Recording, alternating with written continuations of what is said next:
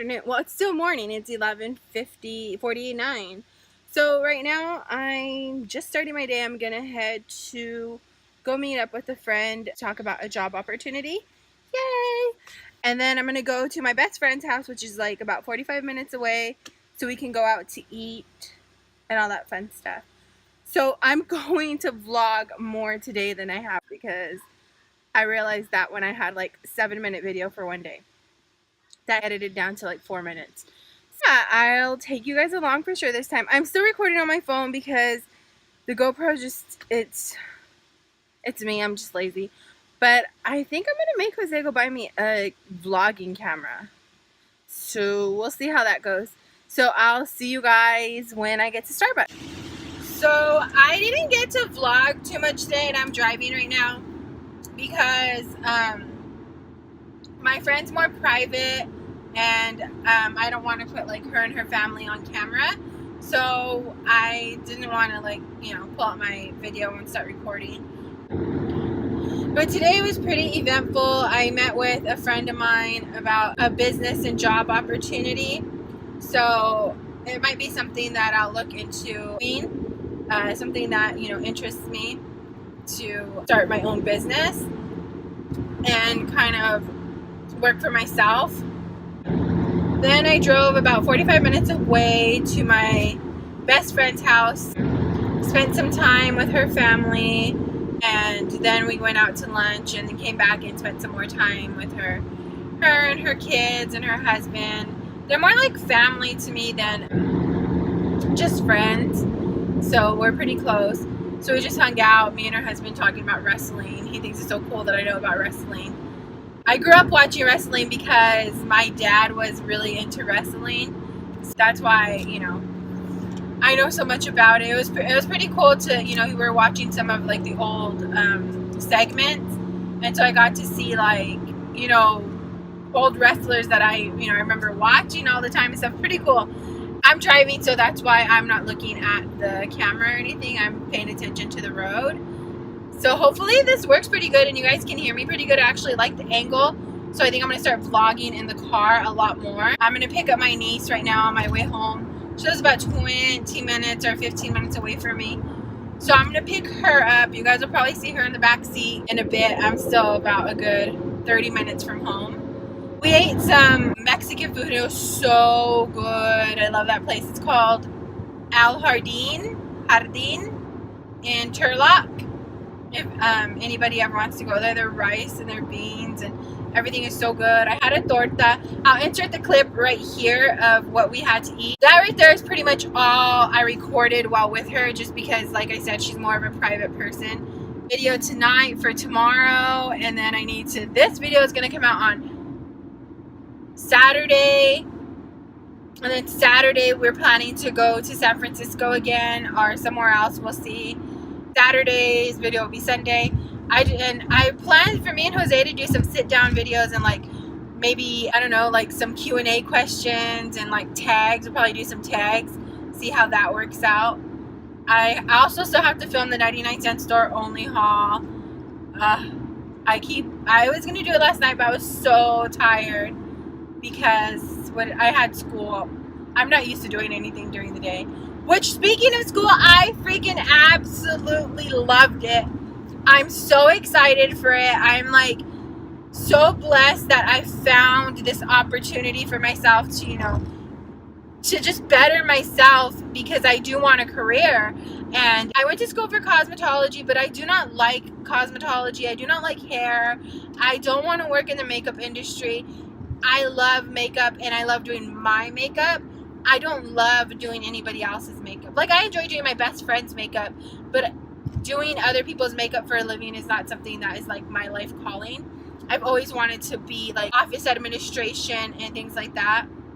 So I'm actually taking like a class to learn all the Microsoft programming and get certified for that. Certified for Microsoft. And then I plan to take a accounting class, because I would love to know like the basics of QuickBooks and that kind of stuff. So I'm actually gonna try to do that next semester, take that class.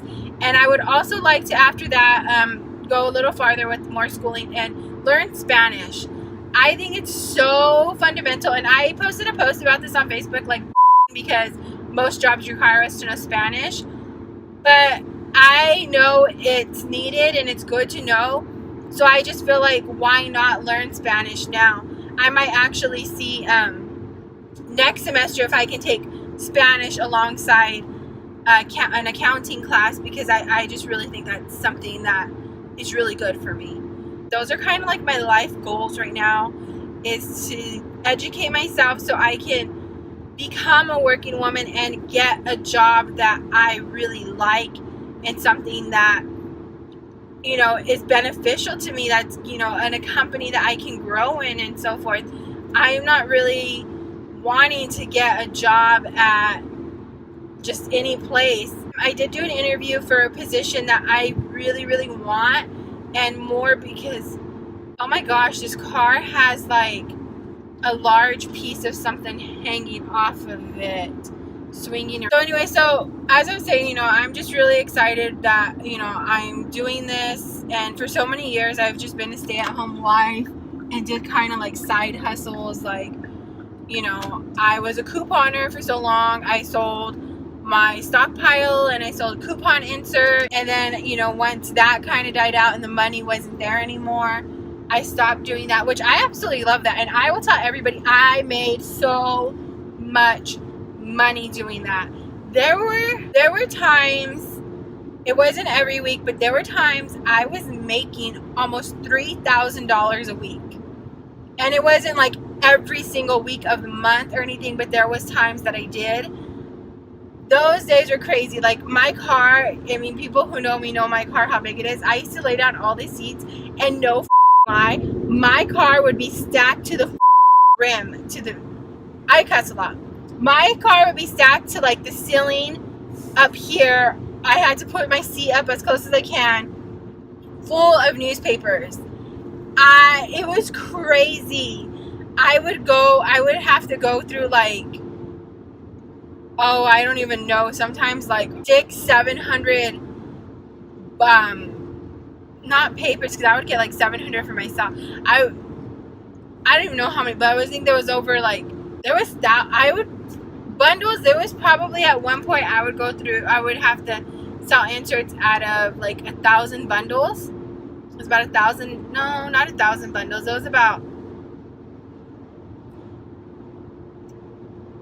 400, maybe about 400 bundles, and most papers were 25 newspapers per bundle. I was making so much money, like, oh, it was amazing. But I did the work to earn it. Like, I'm gonna give you guys some straight details, like, because I'm not into that anymore. I don't do it anymore, so I'll tell you straight up. Like, I would pay $20 I'd pay $20 sometimes for about 1,000 papers. No lie, like, it was crazy. Because it'd be, what's 40 times 25? I don't even know. Sometimes it was more than that. I would pay $20 for that. And then the guy that would give them to me, I would tip him $5 sometimes. Like, and he was so happy about, you know, just making that quick money. And it was legit. Like, that was a freaking good run getting money like that. So it was actually a distribution center that I would deal with, and I would get papers from them. But then one of their employees, I like caught him, like, you know, one time like working, and I like stopped him, and I was like, he was a delivery guy, and I was like, hey, you know, do you want to sell any of your papers? And he was like, why? They're free. I'll just give them to you. And I was like, no. I'm like, you know, I told him no, like, you know, I'll give you like $20 for him. He was like, okay. So he would sometimes, I would drive an hour and 20 minutes away to pick them up from him. I would get from him, and I would get from the distribution center. And it was legit. Like, I was making so much money. It was easy money because I just worked one day a week, and the money was just like this. No lie, there was times I used to meet up at a Dollar Tree in the parking lot to do my meetups, and the freaking line was going all the way, people standing in line going all the way down the middle of the aisle in the parking lot. It was crazy. I remember being so overwhelmed, like, oh my God. And I would take everybody's orders, so I knew how many papers I needed to get and stuff, so I had to count for everybody. Well, people would tell this person and that person that I had inserts to sell, so like more and more people would show up, and if it was like a hot coupon week, then those people would be like, they would order like, let's say 4 sets, that was $40, and they would be like, oh, can I get 2 more sets, and you know, at the last minute. And so many people I would turn down and have to turn away, so many people I would be able to, you know, fulfill them. There was weeks I didn't even get papers for myself. I would have to call the distribution place, tell them like, hey, this last week's papers, can you put this many bundles aside so I can pick up next week and I'll pay for them, and you know, stuff like that. So it was crazy. Like, those times were so crazy. I used to make so much money. Then when I have stockpile sales, holy cabroni, no lie, I would make an average of $1,000 at a stockpile sale. Like, that shit was crazy. And it wouldn't even feel like I sold anything. Gosh, those were the good days. That was easy peasy slice of money. And you know, I still meet people in the store who are like, hey, do you still sell inserts? And I have to tell them, like, no, I don't sell inserts anymore. Like, oh, do you know who sells them? And in all honesty, I don't know anybody who sells them local. I know there are people, and honestly, I can probably still call the people that I had to connect with through the distribution center and tell them, like, hey, let me get some more papers. But that put a lot of miles on my car. Those were the times. You know, during that process, people I thought were my friends are no longer part of my life. There was a lot of envy.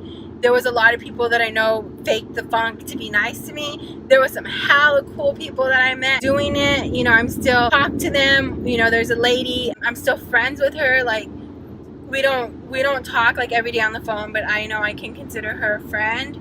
And I met her through just selling her inserts. And I still remember the first time she went to buy for me. It was at the Shell gas station now. I think at the time, no, it was Shell gas station at that time. The Shell gas station in Stockton off of West Lane and March Lane. And she showed up and she was late, and she's like, I'm so sorry. Like, life is just happening right now. And I was like, no, it's cool. Like, she was a ride or die. Like, and, you know, I still text with her, and, you know, she still, like, sometimes, you know, gives me coupons, or she's really helpful to me. And it's like, you know, it got to the point where people would pick up at my house, like, store employees I got pretty cool with, and I would just get, like, you know, the inside stuff from them. Like, oh my God, it was crazy. I can't say, like, it was just crazy. Those were the good times, like clearing shelves like nobody's business. But the money I made was sweet. It was sweet while it lasted, and I prayed all the time, don't ever let this stop, because the money was so good. So traffic is slowing down, but back on subject. So, you know, I hustled, you know, and then after, when that died out, I started driving for Uber and Lyft.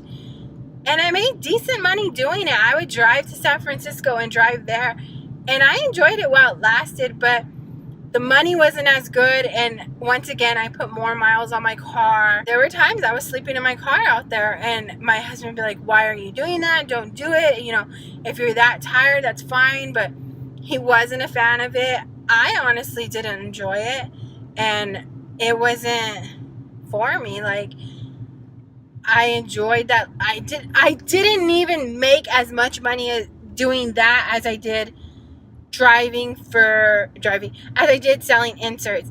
And I did less work selling inserts than I did doing Uber and Lyft. And then I had to file the money from driving on taxes. And it was just like, it was different. It was definitely different. I enjoyed, and I feel like doing that has taught me a lot, and I met a lot of people, and I was inspired by some people. I met a woman who was like 34, making $500,000 a year, and she was really genuine and down to earth. You know, she was like, you know, I know I'm not going to make this kind of money the rest of my life, but she invested so much money. She was single. She said her only problem in life was trying to keep a boyfriend. And, you know, she said she bought so much property and houses in Texas, where she was originally from, and that's how she was going to make her money back. So it's just like, it's really cool that I met somebody like that. And even though, you know, she was talking to me about this stuff and she probably thought she was just having small talk, it was a very inspiring conversation. So I feel like, you know, everything I've done to this point is kind of what is gonna make me better at what my future has. So it's something for me to know that I've taken life lessons from everything and I'm using it as tools to get me where I want to go. Like, people can still, you know, some people are in the place where I once was. I don't make sense now, but anyways, I'm just jabbering. So, like I was saying, I miss selling inserts, but I don't miss the work. I had 3 recycle bins at my house, and they would get full with newspapers. Before we bought our house and we were renting, I would fill my recycle with paper, and then I would fill the neighbors, and then I'd still have my garage full of it. And I would save them because there was a recycle place in Stockton where you could take the newspapers and recycle for money. So I would take them, and it would be like $55, and I'm like, oh, I made back my gas from when, you know, I drove out to get the papers and so forth. And it was like, I remember one time my neighbors, there were some young guys, and they were like talking and like, how are we gonna pay the PG&E? And I'm like, hey, they're like, we're gonna take in the can so we could afford the PG&E. And I was like, hey, you guys want these newspapers? You can take it here, recycle them, and you get, you know, a quick $50. They're like, oh, heck yeah. So, you know, I'm like, you guys just got to pick them up yourself. So they loaded them and stuff into their car, and they said they got about $45, $50 for them. So I'm like, it took it off my back. During the time getting inserts, I was never shy to hustle for what I needed. I started off, okay, I first met this lady. She messaged me on Facebook. I had never heard of her, never seen her. I guess she heard of me that I was some big time couponer. And I wasn't even big time yet compared to what I was to come. And she was like, you know, I got the hookup with papers. You know, you want them, you can have them. I don't know what to do with them. Like, I sell a little bit, but I don't really sell that much. You could just have them. And I was like, all right, cool. So I told this other girl that I thought was my friend, I was like, hey, you know, I got this hookup on papers.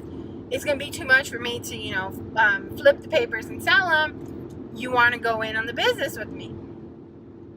She was like, yeah, I will. And I'm like, all right, well, I met with the girl that was giving the papers, and she was like, yeah, I get the hookup with them. I just sell, you know, some real quick. She's like, but you can have them. And she had her car loaded. And I was like, holy smokes. So I met with her like 2 or 3 times, and I got the papers from her. Well, and I would just give her stockpile items in exchange, and she was like totally okay with it. I met with her one time, and she's seen her cousin leaving. I think we were at Walmart, and her cousin seen the exchange go on. After that, I guess her cousin was bitter, and she told me, she goes, my cousin's gonna be mad because I'm giving them to you, but you know, I'd rather give them to you than give them to them. And I'm like, oh, that's cool, thank you. So she started giving them to me. Her cousin got in her ear or whatever, saying I was taking advantage of her, you know, but it was a deal between me and her, and we both agreed on it. So it was really like, how was I taking advantage of her? So so she like stopped contacting me, and I'm like, okay, well, now I got all these customers to buy papers for me. I need to find another connect. So I ended up saying I needed to connect for papers. So a friend of mine, you know who you are, a friend of mine was like, hey, I got the hookup with papers, and I can get you what you need, whatever you need, and just give me stockpile items, and I got you. Problem was, he was 2.5 hours away, but I made the trip more than a few times. So the friend I told you about, we'll just name her Blanca. So Blanca was like, oh, you know, yeah, I'll go in with you. And then there was another friend who had wanted to go in at the time, and we'll name her Alyssa. So Alyssa was like, oh, I want to do it, but I can't drive out there, and that's not going to work out for me. So I'm like, okay, well, oh shoot, there was an accident right here. Oh shit. Did they hit the center divide? So Alyssa, you know, she wanted in on it, but she didn't want to have to do any of the work to get there. And the reason I had told them to was because it's 2.5 hours away. I didn't want to have to be the one that had to drive out there all the time. I took it as if the three of us were going to go in, that meant the three of us would take turns going out there. And, you know, each person, if it was your week, you would pay for the gas and stuff because there was going to be money in it. So the first week I go by myself, and you know, I was dumb. I was too nice to these people because they're not even part of my life anymore, and it was a life lesson. That's all it was to me. I go and I get the papers, and you know, we split it in half, and you know, we're gonna sell them. So then I don't know if it's like the third week or fourth week, or I don't remember. Blanca was like, oh, you know, I'll drive out there now. We just got to make it back before, you know, my child gets out of school. So we go and she does the driving and we get Hala papers. Problem is the interns weren't nearly as good as what we got up north in Northern California. So it's kind of like, oh, they're not that great, but what should we do? So I just told my friend, like, hey, it's too much for me to be going out there, like, thank you, but, you know, I just cut the tie on that. So I was like, dang, we need to find a connect somehow. We need to find somebody we can get interns, you know, from and so forth. So then there was this woman who was like an hour and a half away from us who would get interns, and she had told me they were for free, and I knew the area she lived in. And she told me what the name of the papers were and when they came out. And as a hustler, I'm like, I'm going out there. I want those papers. I'm not going to keep paying her for these clip coupons. I want them. So Blanca and I kind of, you know, both questioned her and kind of put, you know, the puzzle together. So I was like, dang, Blanca could never make it out because she had a family. So then I was just like, you know what? I'm going to go out there by myself. So a friend of mine, Tino, he lived in the area at the time. I'm like, dude, let's go bust a mission. He's like, all right. So we went, and that week was a hot insert coming out. I went and I got like 600 for myself, and I was like, holy smokes, like I hit the jackpot, and they were all free. So I got those, and then like I started realizing like everything that came in there. There's a total of 3 inserts that actually come out. There's a Red Plum, a Smart Source, and a P&G, Procter & Gamble. Procter & Gamble comes out once a month. Well, in the papers in this town, I was like an hour and a half away, there was only Procter & Gamble and Red Plum that came in there. So then I remembered, you know, like I was like, okay, well, I could get the Smart Source on the free papers that come out on the weekend because that's what old girl used to get me. So I noticed they would drop them, like, you know, around the neighborhoods. Me and my husband will go scout neighborhoods like nobody's business to get me those Smart Source inserts. We would be out at 5 o'clock in the morning collecting the papers. So I finally ended up meeting the delivery lady, and I was like, hey, you know, you want to trade me papers for stockpile? And she was like, yeah, we can do that. She started off giving me like a good amount, at least like 15-20 bundles. Then she ended up going down to like 2 bundles, and she just started acting flaky. You know, she stopped leaving so much, so that kind of dwindled away. Then I got in contact, that's when I got in contact with the connect I had where I was making most of my money. At this point, when I got in contact with this connect, another quote-unquote friend I thought I had at the time, we'll name her Stacy. So Stacy she's the one who had found out about this connect through a woman. She called her friend, and she was like, you know, Dorie, we got to go out there and get them. And I'm like, all right, I'm down. Like, let's go. So we went and we scouted the area and stuff, and we started putting 2 and 2 together. Started getting papers. We started just like, we found there were free papers. So we started taking them, and we were making money off of them. They were free.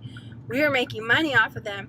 Well, then one day it was suspicious. It got more busy and more busy, and we were watching like a specific area to see when they put the papers in, and it was taking longer than usual. And we're like, what the heck? Why aren't they here yet? Well, so me and Stacy pull up to this box, and this truck that we seen also checking, we seen they were in there, so I went and I seen them pull up at the same time. So I just grabbed like maybe 10 of them, and this guy comes running out of his truck, and he's like, those are my papers, put them back. And I'm like, what? Like, what the heck? And I was like, this guy's crazy. And this like crippled guy got out the car. He's like, I'm gonna call the cops on you. And we're like, okay. And so we get out, and ooh, the sun's right in my face. So they end up being the head person for that paper, and they gave us this notice like, if you want to buy in bulk from us, you can buy in bulk from us, yada yada yada. So me and Stacy are like, oh my god, like we can't believe that just happened. So there's so much more to that story. I'll have to get in depth with that later. So we ended up, going and getting in contact with them. I met with them, and that's how I got in contact with getting supply directly from the distribution center. And during that time when I was getting from the distribution center, and Stacy and we had met the employee, and we were kind of splitting the papers we got from him. Well, she kind of stopped doing it because her house got ransacked and she got robbed, so she got really scared and spooked out, so she just stopped. So I started continuing the business myself, and she stopped, and I just kept with it and made hell freaking money. So that's the kind of the story of how I got to making the money through couponing and stuff. I'm about to pick up my niece right now, so I'll be turning off the camera. This will probably just be a story time video because it's pretty interesting, right? I have so many stories to tell. Jose tells me I should do story times, but I don't, just because I don't know, like, I don't think I have interesting stories, but once I start talking about it, it's actually pretty interesting. So I'll see you guys. I'm gonna pick up the vlog again with my niece. I think she's gonna be so excited. So I'll see you guys in a